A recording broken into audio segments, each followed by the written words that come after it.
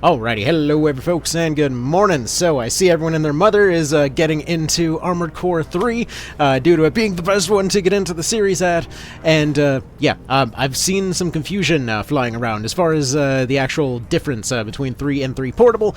You got some of the old timers insisting, oh, you know, everything was back in my day on the PS2, and then you got the, some of us more reasonable folks with the PSP version being their preference. So let me go ahead and explain two things. First of all, the difference between them, what the Portable one improved, and all of that kind of thing. So we're going to go ahead and cover the kind of like pros towards the PS2 version first, and then we're going to go over to all the stuff that the PSP version changed.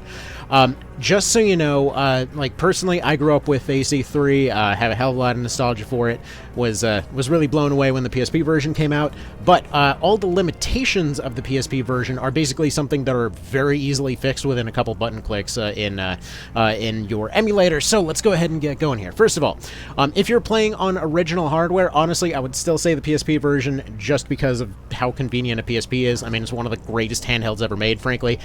So yeah, if that's your question right there, with like which one's going to be the most convenient, PSP version.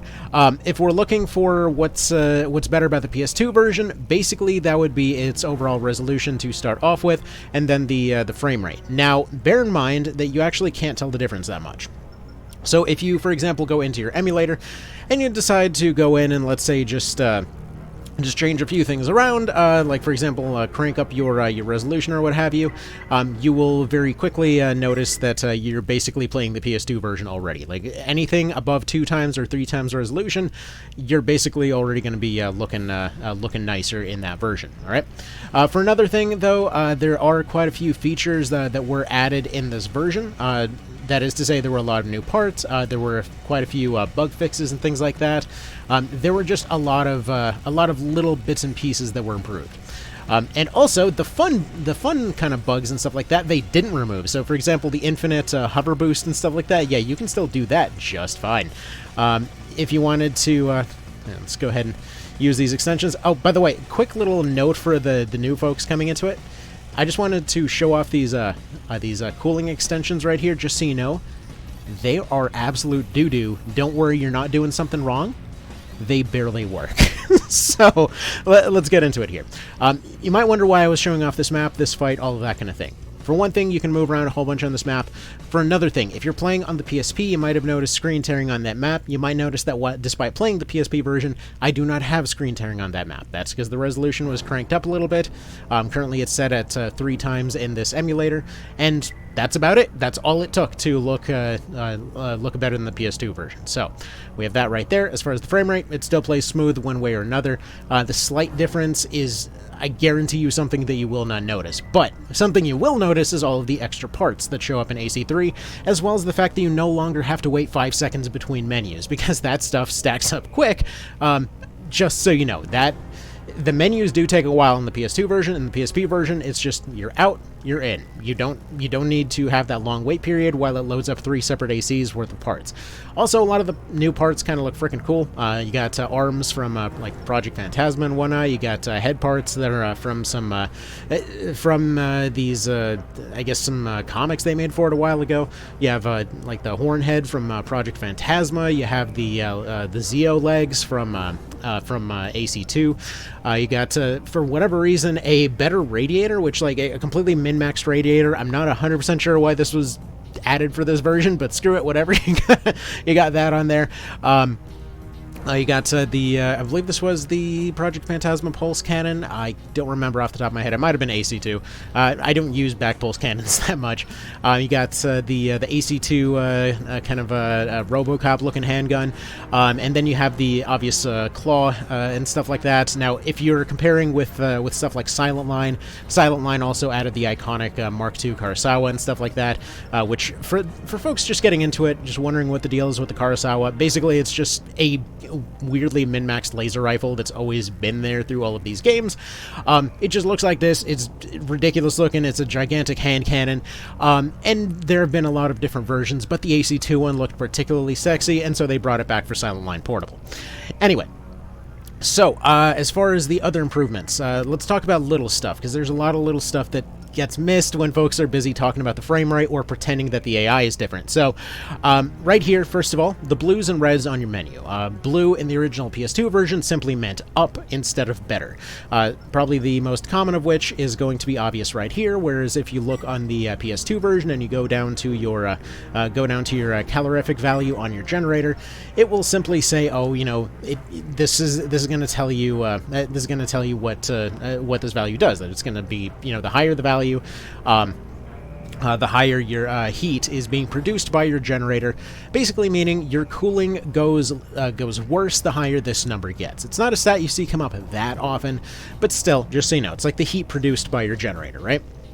Now, you're not going to overheat just by moving in this version, but it does mean that you're going to heat up faster when you're shot at. Now, your radiator's there to offset this, but the thing is, back in the PS2 version, like I said, blue numbers simply meant, you know, higher. So somebody would look at it and like, oh, you know, higher calorific value, very, very good, me likey.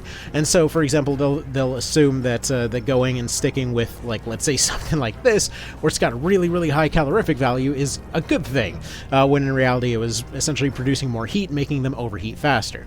Again, calorific value itself is not going to be a game-changing stat, but it's a very easy one to point out and say, like, look, this is one that a higher number is worse, therefore, you know, in this particular case, they fixed that the numbers are actually showing what is better or worse. Anyway, so we have that fixed right there. Like I said, the second thing is that it will stick with loading one AC at a time instead of trying to load all three at the same time, which will mean that you're going to be going through menus a lot faster. There have been additional arena fights that were added, and additionally, scrolling through this thing doesn't take half a dang hour, because again, it's not trying to load a spinning animation for every one of them. There's just one new fight for AC3 Portable, but through the Portable games, they do add more AC fights as you go on. Basically, they threw this guy in here. He's the one from the comics there, just to let you have this cool looking reindeer head. As far as the missions go, every single one of them is in here, and many of them have been improved. This is going to be a minor improvement and something you'll typically see more of in Silent Line in particular. But basically, when it came to scripting over when you would get your hidden parts and stuff like that, like some of them had particular requirements, and Silent Line was particularly bad as far as like you'd complete a mission. Actually, we're just going to go ahead and load up Silent Line real quick just to kind of show some of this stuff. But Silent Line was particularly bad on PS2 as far as just not giving you parts for stuff like S ranks, even though you had completed your S ranks. So just so you know, that is 100% a thing. Let's go ahead and load this up right here. See if we got any of these particular ones on hand. Like I believe, let's see. Like a lot of your kind of quick S ranks, like Rogue Engineer, sometimes, as I recall, wouldn't give you that part. Pretty much anything that had a like time requirement or had a S rank requirement or what have you would occasionally just glitch out and not give you the parts that you were supposed to get. So they fixed that in the Portable remake. Again, they added more fights. So if we go over here, they added Double Heart and Selfish in this particular one, and then I think they added 3 of them for Last Raven. But just basically, you know, there are a couple extra fights, nothing too crazy to write home about, but it's usually the parts that you're here for. Like I said, aside from that, everything just plays smoother. You have less slowdown in some sections and stuff like that. There are minor differences for stuff like draw distance. I think there's one particular map that we're going to show off. This is that version of the Mark II, or the Kurosawa that typically was the favored one through the series. It just looks ginormous. Kind of funky looking. I love that they kept the graphics from the PS2 version. Like you'll notice there that they are directly in a different resolution and stuff like that. So it's just kind of interesting to see. Now let's see. This should be the one that we're looking at here. So there's going to be some draw distance differences. Again, cranking up the resolution on your emulator will typically sort out a lot of the visuals. This is the only map that comes up, or that comes to mind as far as directly being something that may potentially kind of change the experience for you. Not to mention, you can also fast forward through some of these scenes here, which in this particular case, we're just going to kind of deal with this guy as he comes. One thing to note, though, is, like I said, actually, wait, I didn't say it in this version. So the cool bugs are still there. So you have, for example, stuff like the infinite hover boost, where if you tap at the right rhythm, you'll basically be able to use your hovers correctly. But they did fix some of the other bugs, like, again, parts that you didn't acquire, or they opened up some areas where it was a little bit difficult to boost through. That doesn't mean that, for example, the sunken ship is going to be any easier to navigate through, but there are some areas where stuff changed pretty noticeably as far as all that goes, where you'll end up seeing more just kind of easier accessibility to certain areas. Additionally, just to point this out, I've seen some folks trying to claim certain things as far as the AI being different. Personally, like, having gone through all these different versions, while there are technically some differences in AI, generally it's for the better in the PSP versions. Like, I've heard some say that it was some smarter AI back on PS2, but again, just not really seeing it. As far as the differences go, in PSP, they're far less likely to fly out of bounds. They're far less likely to get stuck on stuff. That's not to say that you can't get them stuck on stuff, but they'll generally engage a decent bit better. Anyway, let's go and finish off this guy real quick. There we go. And go ahead and continue on this way. There is one bug to actually mention on the on Silent Line in particular that actually applies to all versions. Just so you're aware, if your side shields get blown off, your defense actually goes negative. It's not something that'll affect most players, but just so you're aware, it does exist. Also, hang on, I accidentally switched menus because I forgot that I have my back triggers mapped to desktop stuff, as you do. Anyway, so this would be one of those ones where you technically could notice some draw distance stuff, but again, on emulator, you don't see this. Like, on emulator, it's just fine. It's only on an original PSP that you actually see this difference. I saw this brought up several times as a, oh, the PS2 version's totally better, you guys. Like, no, in terms of most things, I would say the PS2 version is generally, it looks slightly nicer, and on original hardware it's nice to see, but it's just, honestly, the PSP versions on emulator are going to be way, way, way nicer of an experience. Again, just due to menu lag alone, it's enough. But either way, obviously you do you. As far as the controls go, again, you can just remap that stuff. Personally, I kind of fell in love with the PS2 or the PSP control scheme. It's just cozy to me, but it is what it is. As far as the AI goes, this map in particular is one that I saw brought up. Now, just so you know, on this map, the reason that Cypress over here has a dumb AI, he actually does this on both versions, but you may notice he's nowhere near as aggressive as he was back in the PS2 version, and this is primarily because you're supposed to be fighting three ACs at once. So you can kind of just get him in a corner and then just burst him down with rockets like that. But again, they added more hidden parts and stuff like that. Like, let's say right over here. Let's go over in this direction. Go ahead and fly our way up here. It's fun how they added some of these things, but like when you're re-exploring the final area in Silent Line, there's really not a whole lot of reason to go back here in PS2. It's just kind of like, hey, look at this cool burned out husk. But up here is where you find the AC2 version of the Kurosawa and stuff like that. There's a lot of these little touches that were made that are just kind of nice. So either way, this is, I would say, in my opinion, this is definitely going to be the better version. Like, as far as the portable. So anyway, final note on AI and things like that. Again, I've seen a lot of kind of arguments in one one form or another. But just so you know, the actual AI has never really been the most insanely smart thing in these games. I mean, most of the time, just if you've ever played any older game or what have you, or any strategy game for that matter, they're particularly prone to this. But they will have moments where just certain things will cause them to act funny. This isn't PS2 exclusive. I think a lot of times folks will kind of remember a lot more challenge back when they were kids, and then just kind of attribute that to the kind of newer version, assuming that the AI was totally less cheesable. I remember so much more difficulty back when I was a little kid and couldn't figure out which was, the go left button or something like that. Whereas in reality, the AI is really basically the same / improved in the in this version. It will, in both versions, occasionally just do random things, because of course it will. And yeah, so yeah, in general, again, this is just something you'll see in both versions. When they're at a certain distance, they'll try to get close, so they won't exactly be dodging things from a million miles away, because, you know, AI from back in the day. As far as whether or not it will adapt to certain tricks, some of them will actually stay out of ranges of certain things that they're weak to, especially in Silent Line.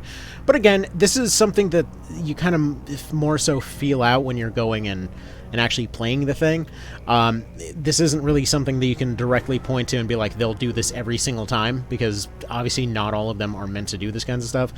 And a lot of them will just be set up to do very particular things particularly well. And just to note also, I saw one video recently that was trying to compare this this right here with like the PS2 version for graphics or whatever else. Let me go ahead and compare something for you real quick here. So this is basically a JPEG right here. This isn't actually the model of the thing. This is basically a JPEG that goes on PSP. Alright, when you actually go into it, that's when it's actually using the proper model. So if you're using an emulator, for example, you can very clearly see where suddenly all the model detail improves a whole lot. I don't know why that was particularly brought up, but yeah, that's... Either way, you can't really compare the Arena preview JPEG with the actual like graphics or what have you. Anyway, so other little details. As far as there's only a few things that actually did get downgraded mechanics-wise, and I'm showing off this guy, by the way, just to show you one of those gimmick, kind of like gimmick AIs. You'll see this in both versions, like in AC3. There's a guy that's a fighter jet pilot who basically has a stoplight as their logo, and their whole thing is that they will permanently overboost over the course of the entire fight for the purpose of, you know, just being fast at all times, but it causes them to overheat themselves. Anyway, one mechanical feature. Just to play devil's advocate here, the PS2 technically did better. See, apparently when they were going and porting this over to the PSP, part of the process for that whole thing was essentially to kind of smush down some of the assets and then stretch them back out again, which meant that in some cases, hitboxes on certain things would be slightly different. Now, in most cases, this doesn't matter. Projectiles are generally pretty large, and for the most part, this more or less just made everything play the same. However, there's some minor exceptions, and I mean very minor exceptions. So if you, for example, happen to be some lunatic trying to do a rocket-only challenge of this whole thing, then you might, for example, run into something like this here, where there's going to be certain situations where if, for example, you're fighting one of these, one of these particular kinds of units, and you happen to shoot them in the head or elbow with particularly large rockets, then there is a chance that it might end up clipping through instead of hitting them. Now, this is, again, just playing devil's advocate. I cannot emphasize just how unlikely this is for anyone to run into. In any practical sense, this absolutely does not matter. And, again, even with that particular thing in place, it still was not enough of an issue to derail the rocket run when I was doing it. Now, is this going to be something I'm going to be able to recreate right now after being out of practice for several years on that particular mode?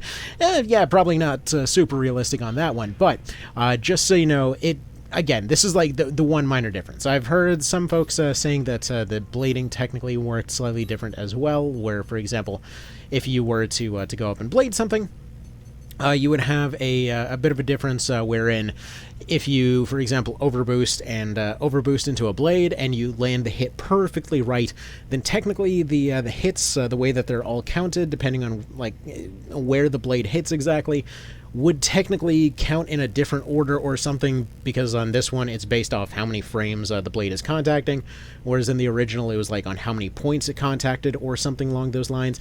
This is, again, one of those things that's like technically different, but honestly this won't affect you in any way. It's just kind of a slight difference to not even be aware of. I don't even know why I'm mentioning it. This will affect absolutely no one, because I remember when I first found out about it, I was like, oh, does this mean blading is any different? No, not really. It doesn't really change anything.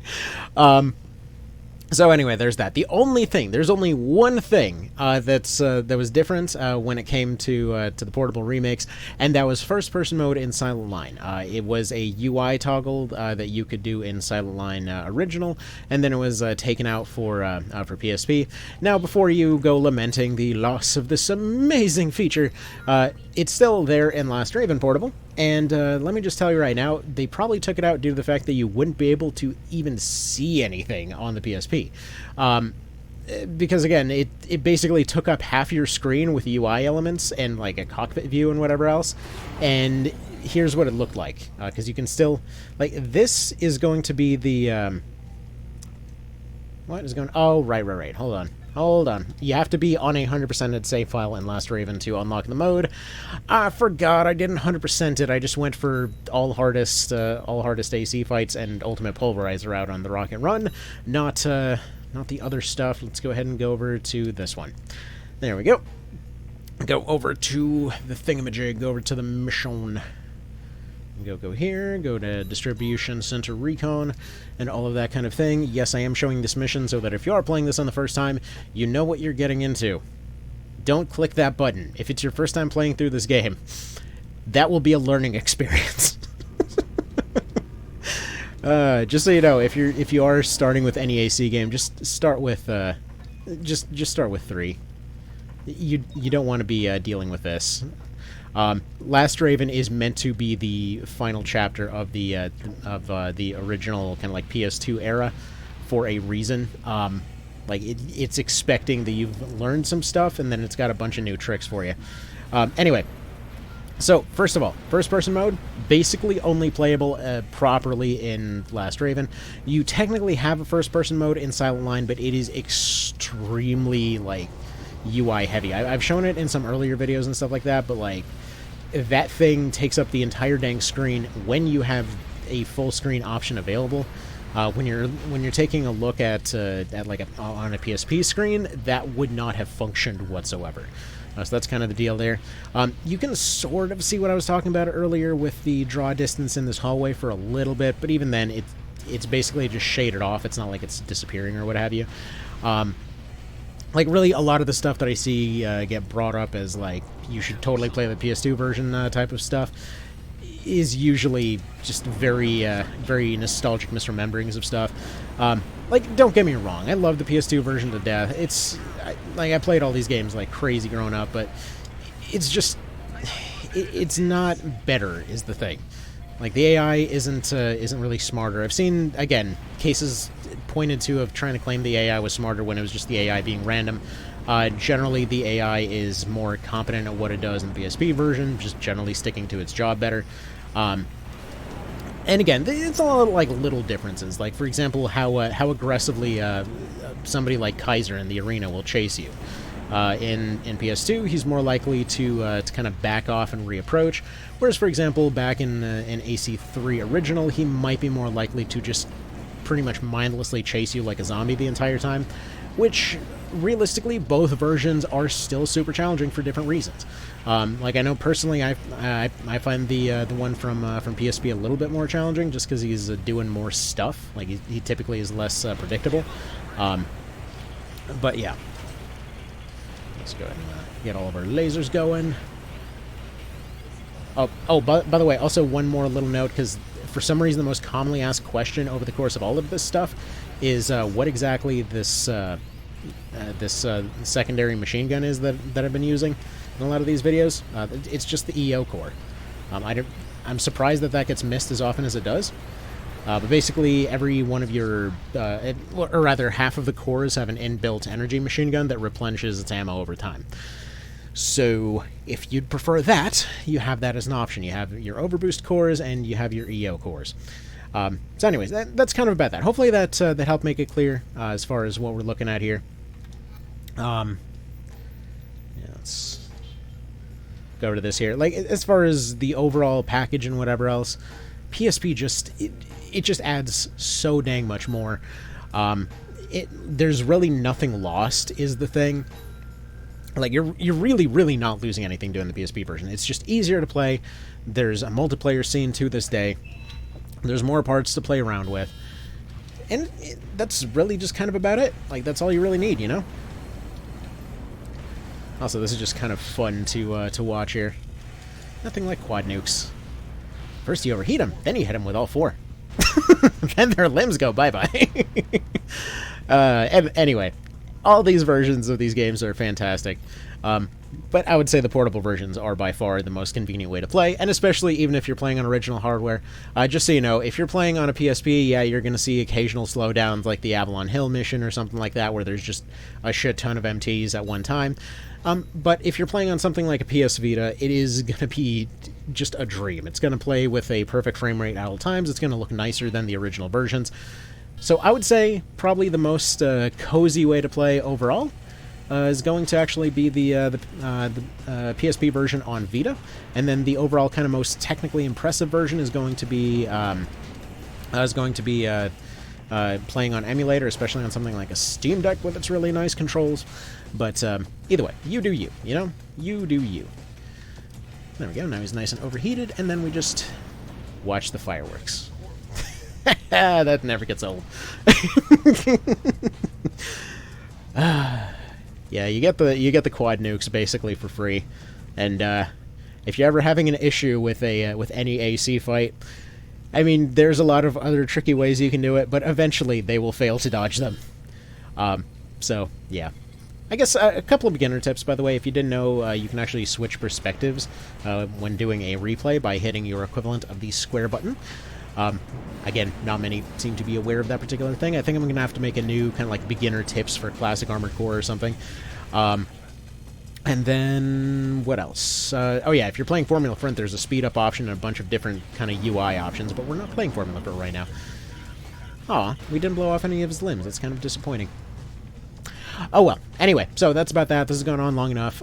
Y'all have yourselves a good one. I hope this made the point clear. And, yeah, see you in the next one.